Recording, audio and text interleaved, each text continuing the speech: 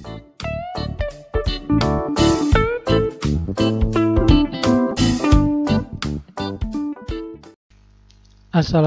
warahmatullahi wabarakatuh. Selamat berjumpa kembali dengan Pak Ikhwan pada pembahasan pendalaman materi fisika putaran 2 latihan 5. Mari kita ikuti video ini sampai selesai. Mudah-mudahan bisa bermanfaat bagi kalian. Baik, soal pertama. Sebuah benda beratnya di permukaan bumi 10 Newton. Benda itu dibawa ke satu planet yang masanya 5 kali massa bumi dan jari-jarinya 2 kali jari-jari bumi. Maka berat benda itu di permukaan planet adalah titik-titik. Nomor 1 ini adalah soal tentang perubahan berat ketika satu benda dipindahkan dari satu planet ke planet yang lain. Nah, ketika benda itu pindah dari satu planet ke planet yang lain, maka massa benda tidak akan mengalami perubahan. Tetapi karena planet satu dengan yang lain itu mempunyai percepatan gravitasi yang berbeda, maka menyebabkan berat benda itu juga akan mengalami perubahan. Nah, perhitungannya seperti ini. Jadi dari soal itu kita bisa ketahui yang pertama, berat benda di bumi kita sebut aja WB, yaitu 10 Newton. Kemudian planet yang dimaksud punya massa 5 kali, berarti massa planet 5 kali massa bumi. Lalu jari-jari planet itu 2 kali jari-jari bumi, kita tulis R planet, RP sama dengan 2 RB. Kemudian yang ditanyakan adalah berat benda di planet P tersebut. Nah, konsep yang kita gunakan pertama adalah bahwa yang namanya berat itu kan massa dikalikan dengan gravitasi. Kemudian kalau pindah planet, maka gravitasinya mengalami perubahan. Perubahannya dihitung dengan persamaan yang kedua ini, yaitu G sama dengan konstanta gravitasi dikalikan massa planet dibagi dengan letak benda dari pusat massanya. Nah, dari dua persamaan ini, karena yang dicari adalah berat benda di planet, maka kita bandingkan dengan berat benda di bumi, sehingga kita gunakan perhitungan WP dibanding WB, ya, sama dengan ini punyanya planet, yang di sini punyanya bumi. Mg kali MP per RP kuadrat dibanding Mg kali MP per RB kuadrat. Ini M-nya bisa dicoret, ini massa bendanya, jadi ketika pindah di planet diabaikan. Kemudian ini konstanta gravitasi. Lalu kalau ini dicoret, maka hanya ada massa planet per R planet kuadrat dibanding massa bumi per RB kuadrat. Kita masukkan data-data ini ke sini, kita dapatkan 5 MB per 2 RB sama dengan MB per RB kuadrat. MB kita coret, RB kuadrat kita coret dengan RB kuadrat di dalam, maka yang ini tetap 5, yang bawah menjadi 4. Jadi 5 per 4 banding 1. Sehingga berat benda di planet dibanding berat benda di bumi 5 per 4 banding 1, maka berat benda di planet 5 per 4 kali berat benda di bumi. Jadi 5 per 4 kali 10 ketemunya 12,5 Newton. Selanjutnya soal nomor 2. Satelit A dan B mempunyai massa sama, mengelilingi bumi dengan orbit berbentuk lingkaran. Satelit A pada ketinggian orbit R dan satelit B pada 2R di atas permukaan bumi. Maka perbandingan energi potensial satelit A dan B adalah titik-titik. Jadi soal ini membahas tentang energi potensial. Yang dimaksud di sini adalah energi potensial gravitasi, di mana energi potensial gravitasi itu besarnya juga sangat ditentukan oleh jarak objek ke pusat bumi. Jadi kalau kita lakukan perhitungan, yang pertama kita cari dulu datanya, bahwa orbit satelit A itu R, sedangkan orbit satelit B adalah 2R. Di sini disebut di atas permukaan bumi. 2R di atas permukaan bumi. Sehingga kalau dihitung dari pusat bumi, maka harus ditambah R, sehingga RB-nya adalah 2R plus R sama dengan 3R. Lalu yang ditanyakan adalah perbandingan antara energi potensial satelit A dan satelit B. Konsep yang digunakan bahwa energi potensial itu tergantung dari massa dan jarak benda dari pusat gravitasi. Dalam hal ini, karena massanya itu massa yang memenuhi gravitasi di sini adalah sama, massa bumi, maka pada dua posisi ini tidak berefek, karena efeknya sama. Sedangkan R-nya yang berbeda. Maka ketika kita masukkan persamaan ini ke dalam EPA dan EPB, kita dapat EPA banding EPB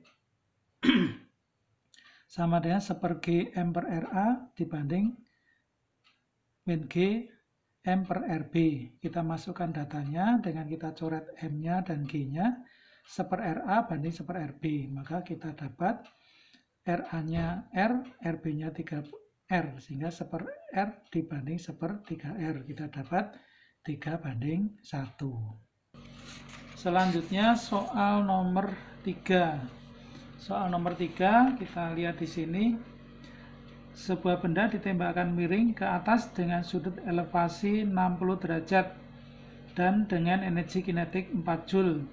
Jika G-nya 10 meter per sekon kuadrat, maka energi kinetik benda pada saat mencapai titik tertinggi adalah titik-titik. Kalau kita gambar, maka soalnya itu seperti ini. Jadi ini awalnya posisinya di sini ditembakkan ke atas dengan sudut elevasi 60 derajat dengan energi kinetik di sini waktu ditembakkan yaitu 400 Joule. Kemudian dia akan bergerak naik tetapi dengan lintasan parabola. Nah, ketika mencapai titik tertinggi inilah ditanyakan energi kinetiknya berapa. Yang perlu kita ketahui adalah bahwa ketika di puncak ini maka kecepatannya hanya berarah horizontal. Kecepatan vertikalnya ini semakin ke atas, ini kan semakin berkurang sampai dengan titik tertinggi. Itu sedang mengalami proses perubahan arah kecepatan yang tadinya bergerak ke atas mau bergerak ke bawah. Sehingga di posisi paling tinggi ini kecepatan vertikalnya adalah 0. Maka dengan begitu energi yang ada di titik tertinggi ini hanya dimiliki energi karena kecepatan arah horizontal saja. Sehingga perhitungannya sebagai berikut. Nah, energi kinetik di B ini karena hanya horizontal saja, maka itu sama dengan energi kinetik di A, tapi diproyeksikan ke arah sumbu X atau ke arah horizontal. Sehingga ditulis energi kinetik di B sama dengan energi kinetik di A arah sumbu X. Yaitu dengan cara energi kinetik di A dikalikan dengan kosinus dari 60 derajat. Kita peroleh seperti ini. EKB sama dengan EKA kali cos 60. Kita dapat 400 kali setengah. Ketemunya 200. Selanjutnya soal yang keempat. Kita bacakan. Besarnya usaha untuk menggerakkan mobil, yaitu massa dan isinya jadi satu ya, yaitu 1000 kg dari keadaan diam hingga mencapai kecepatan 72 km per jam adalah titik-titik. Dalam hal ini gesekannya diabaikan. Nah, di dalam soal ini menghubungkan antara usaha dengan kecepatan. Berarti di sini ada kaitannya usaha dengan energi kinetik dari benda. Jadi pada awalnya mobil itu energi kinetiknya 0, kemudian setelah bergerak dia berkecepatan 72 km per jam. Tentu saja untuk mengubah kecepatan dari diam menjadi 72 km per jam itu membutuhkan usaha. Maka perhitungannya sebagai berikut.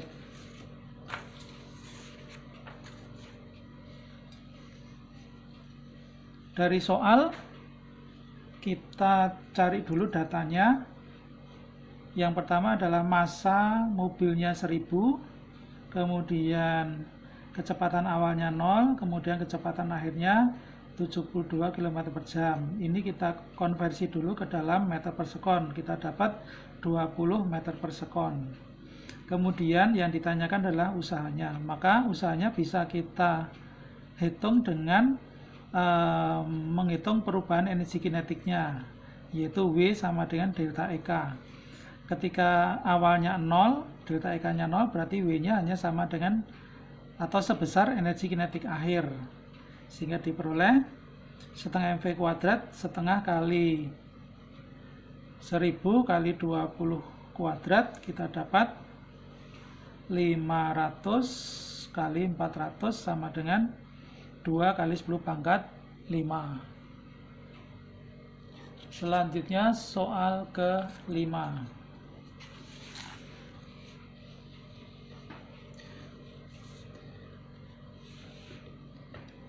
Sebuah benda dengan massa 1 kg dilemparkan vertikal ke atas dengan kecepatan awal 40 meter per sekon. Ini ke atas ya, lemparannya vertikal. Bila G-nya 10 meter per sekon kuadrat, berapa energi kinetik saat ketinggian mencapai 20 meter? Berarti di sini mencari energi kinetik ada perubahan ketinggian, ada perubahan kecepatan, maka kita menggunakan hukum kekekalan energi. Sebelumnya kita ambil dulu datanya dari soal, yaitu massanya 1 kg, kecepatan awalnya 40, gravitasi 10, kemudian yang ditanyakan adalah energi saat ketinggiannya 20 meter. Kita gunakan perhitungan kekekalan energi, yaitu energi pada waktu awal dilempar dan energi pada saat ketinggiannya 20 meter per sekon. Ini yang satu, ini yang awal, yang dua ini yang pada ketinggian 20 meter. Kita isikan datanya, setengah mv kuadrat sama dengan EK 2 ditambah NGH. Lalu kita masukkan nilainya. Di sini tidak usah diuraikan karena yang ditanya memang EK-nya. Jadi setengah kali 1 kali 40 kuadrat sama dengan EK 2 ditambah 1 kali 10 kali 20. Kita dapat 800 sama dengan EK 2 plus 200, maka kita temukan energi kinetik pada ketinggian 20 meter adalah 600 Joule. Selanjutnya soal nomor 6. 320 gram campuran es dan air pada suhu 0 derajat berada dalam bejana yang kapasitas kalornya dapat diabaikan. Kemudian dimasukkan 79 gram uap air yang bersuhu 100 derajat Celcius ke dalam bejana tersebut. Suhu air menjadi 79 derajat Celcius. Jika kalor lebur es 79 kalori per gram dan kalor penguapannya 540 kilokalori per gram, maka banyaknya air mula-mula adalah titik. Jadi soal ini mencari massa air ketika masih bercampur dengan es. Ketika bercampur dengan es itu kan 320 gram. Ini adalah massa es plus air. Kita akan mencari berapa massa airnya saja. Maka dari informasi soal ini kita inventaris datanya. Yang pertama massa es dan air campurannya 320, kemudian suhu awalnya 0 derajat, kemudian massa uapnya 79 gram, suhu uapnya 100 derajat Celcius, lalu suhu akhir di sini 79 derajat Celcius, lalu data kalor lebur esnya 79 kalori per gram dan kalor uapnya 540 kalori per gram.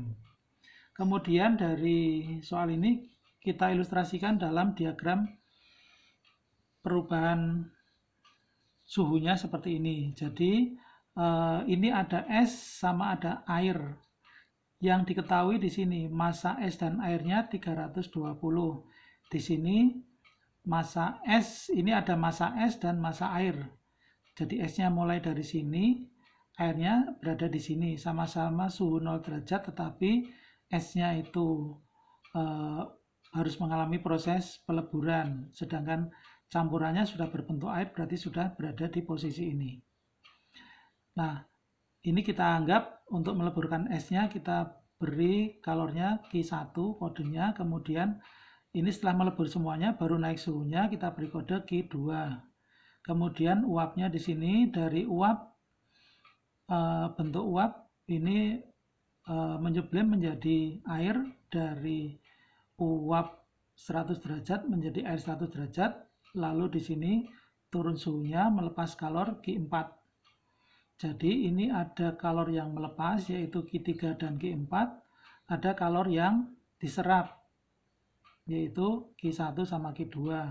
Maka secara perhitungan asas Black kita peroleh seperti ini, bahwa Q3 ditambah Q4 sama dengan Q1 plus Q2. Ini yang melepas, ini dari uap tadi untuk menjadikan air, kemudian ini dari air 1 derajat menjadi air 79 derajat. Kemudian di sebelah sini nih yang menerima, ini kalor yang pertama ini untuk meleburkan es, lalu kalor yang kedua untuk menaikkan air dari 0 derajat ke 79. Nah, perhitungan di sini bisa kita modifikasi menjadi Q1 sama dengan Q3 plus Q4, Q3 plus Q4 dikurangi Q2. Kita masukkan data Q1, Q4, Q2. Seperti ini. Q3 itu kalor yang untuk menyublimkan dari uap ke es tadi, dari uap ke air ya. Jadi massa uap dikalikan kalor uapnya, terus ini Q4-nya ini sudah jadi air, maka di sini perhitungannya pakai massa uap kali kalor jenis air kali perubahan suhunya. Kemudian di sini Q2-nya itu yang menerima, yaitu massa es dan air plus kalor jenis air kalikan delta T. Kita masukkan datanya seperti ini. 79 kali 5 40 yang di sini plus ini 79 kali 1 kali 21. 21 ini adalah perubahan suhu dari 100 derajat ke 79. Lalu dikurangi, ini yang menerima 320 kali 1 kali 79. 79 ini dari suhu 0 menjadi 79. Kita hitung semuanya, kita dapat 19.039 kalori ya. Lalu dari sini kita hitung Q1-nya itu kan massa es kalikan kalau leburnya, maka kita masukkan datanya, massa esnya berarti kalau lebur dibagi, Q1 dibagi kalau leburnya 19039 dibagi 79, kita dapat 241. Maka massa airnya adalah massa es plus air dikurangi massa es. 320 dikurangi 241 ketemunya 79. Selanjutnya soal nomor 7. Soal nomor 7, ada dua batang, sebut aja A dan B dengan ukuran sama tetapi jenis logam yang berbeda. Disambungkan seperti diberikan pada gambar. Ujung kiri batang A sebelah sini bersuhu 80 derajat dan ujung kanan batang B bersuhu 5 derajat. Jika koefisien konduktivitas kalor batang B itu 2 kalinya konduktivitas batang A, maka suhu pada bidang batas A dan batang B adalah titik-titik. Jadi kalau kita gambar, maka seperti ini datanya. Jadi ini 80 derajat, yang di kanan ini 5 derajat, kemudian konduktivitas kalor batang B 2 kalinya konduktivitas kalor batang A, jadi KB sama dengan 2KA, ditanyakan T1. Konsep yang digunakan adalah perambatan kalor secara konduksi, yaitu laju perambatannya dari kiri ke kanan dan dari kanan ke kiri itu harus sama. Maka laju perambatan dari A ke B dan dari A ke bidang batas harus sama dengan dari ujung kanan ke bidang batas. Kita tulis seperti ini. Lalu kita masukkan datanya. Kita masukkan rumusnya. Q per T itu KA delta T per D. Ini juga KA delta T per D. A-nya tadi disebutkan bahwa ukurannya sama, berarti A-nya sama, D-nya sama. Sehingga kalau kita sederhanakan jadi KA kali delta T sama dengan KB kali delta T. Kita masukkan datanya, KA-nya KA, delta T-nya yang sebelah kiri itu 80 dikurangi TC, yang sebelah kanan TC dikurangi 5. Ini KB-nya 2 kali KA. Sehingga kita peroleh 80 min TC sama dengan 2 TC min 10, berarti 3 TC 90, maka TC-nya 30 derajat Celcius. Selanjutnya soal nomor 9. Efek mana yang hanya ditimbulkan oleh gelombang transversal? Nah, difraksi itu bisa transversal dan longitudinal. Pelayangan juga bisa transversal, bisa longitudinal. Interferensi juga bisa transversal, bisa longitudinal.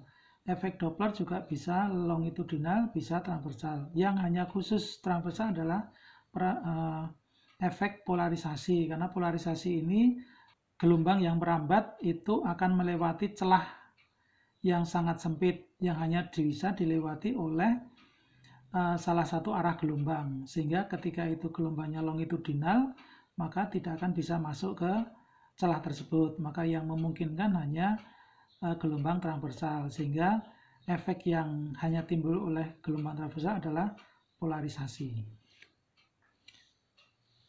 Selanjutnya nomor 10. Persamaan gelombang transversal yang merambat pada satu kawat adalah Y sama dengan 2 sin Pi 0,5x min 20T. Jika X dan Y dalam satuan cm dan T dalam detik, maka amplitudo dan panjang gelombangnya adalah titik-titik. Nah, untuk mencari amplitudo dan panjang gelombang, yang pertama, posisi panjang gelombang adalah di depan di sini. Jadi ini 2 ini adalah panjang gelombangnya, tinggal dilihat satuannya. Berarti ini 2, satunya cm. Kemudian amplitudo itu berada di sini, yaitu Pi 0,5x. Karena apa? Karena 0,5 Pi itu adalah dalam perhitungan di sini sama dengan 2 Pi per lambda. Ya, 2 Pi per lambda, maka tinggal kita hitung aja lambdanya, berarti 2 dibagi 0,5. Sehingga jawabannya adalah 2 cm dan 4 cm. Kemudian nomor 11, sebuah gelombang yang frekuensinya 500 Hz mempunyai kecepatan sebesar 300 meter per sekon. Jarak antara dua titik yang berbeda fase 120 derajat adalah titik. Beda fase 120 derajat itu artinya 120 per 360 atau sama dengan 1/3.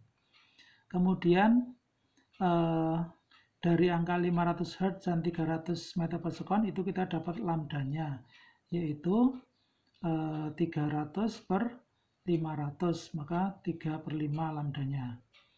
Kemudian yang namanya beda fase itu dihitung dari delta D per lambda, sehingga jarak antara kedua titik yaitu delta D-nya adalah lambda kali beda fase atau beda fase kali lambda. Masukkan aja nilainya 1/3 kali 3/5. Ketemunya adalah 0,2 meter. Kemudian soal nomor 12. Dua muatan masing-masing 8 mikrokolom dan 2 mikrokolom diletakkan pada sumbu X pada jarak 6 meter satu sama lain. Muatan pertama terletak pada pusat koordinat. Agar sebuah muatan negatif tidak mengalami gaya sedikit pun, maka muatan ini harus diletakkan pada posisi berapa? Ini kita ilustrasikan dulu gambarnya seperti ini.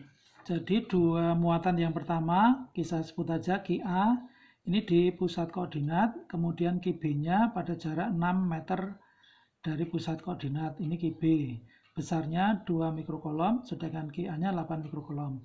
Ini ada muatan negatif diletakkan di sembarang tempat, ya.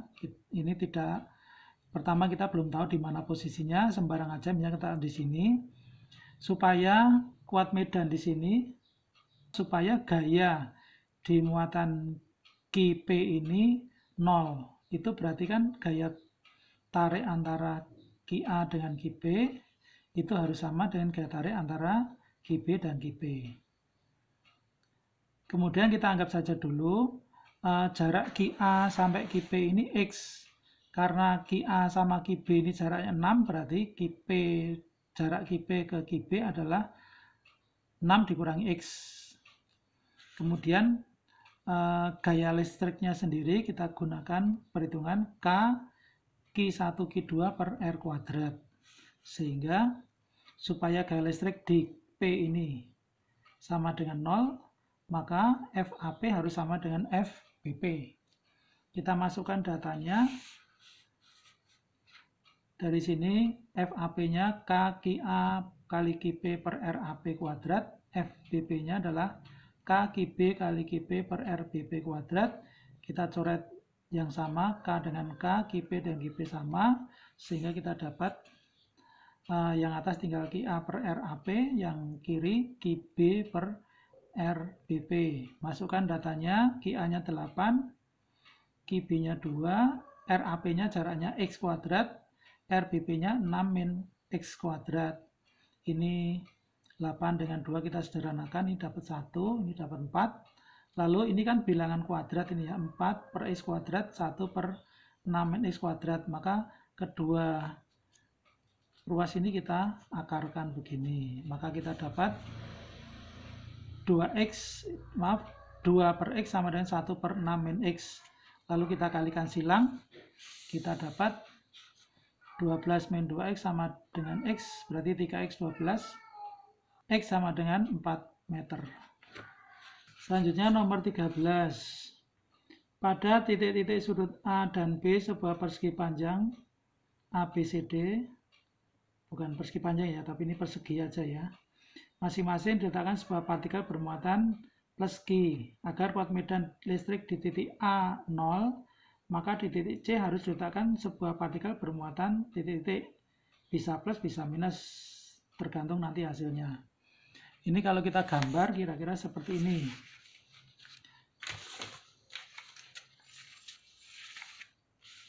Jadi ini titik A, B, C, D, titik B sama titik D ada muatan plus Q plus Q. Kemudian otomatis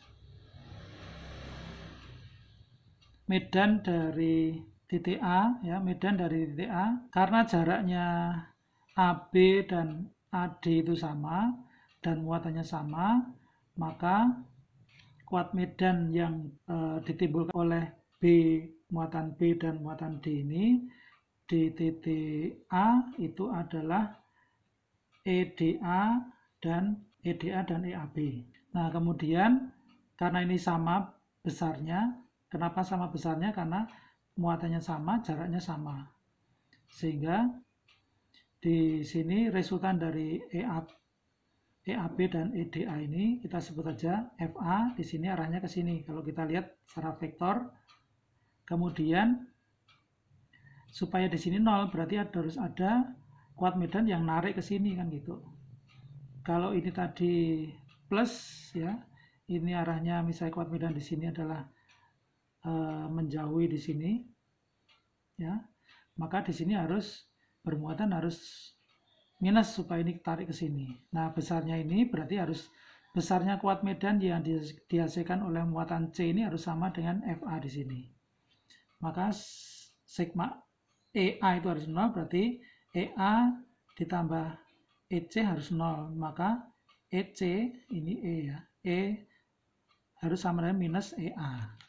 Kita masukkan datanya bahwa EA sama dengan akar EAD kuadrat plus EAB kuadrat. Sehingga di sini akar K Ki D per RAD kuadrat ditambah, ini kuadrat ya, ditambah K Ki B per RAB kuadrat begini. Karena QD sama dengan QB dan RAD sama dengan RAB, maka EA itu bisa kita tulis 1 plus 1 kuadrat ya, kali K Q per R kuadrat.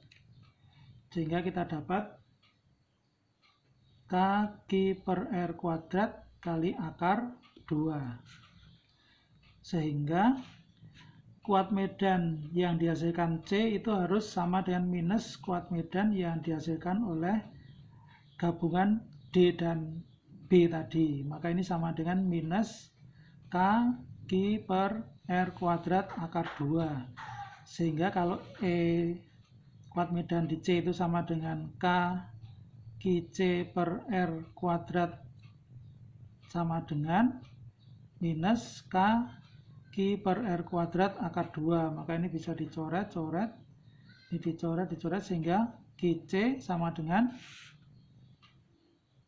minus Q akar 2. Ini jawaban nomor 13. Selanjutnya yang terakhir nomor 14. 3 buah kapasitor masing-masing kapasitasnya 3 farad, 6 farad, 9 farad dihubungkan secara seri.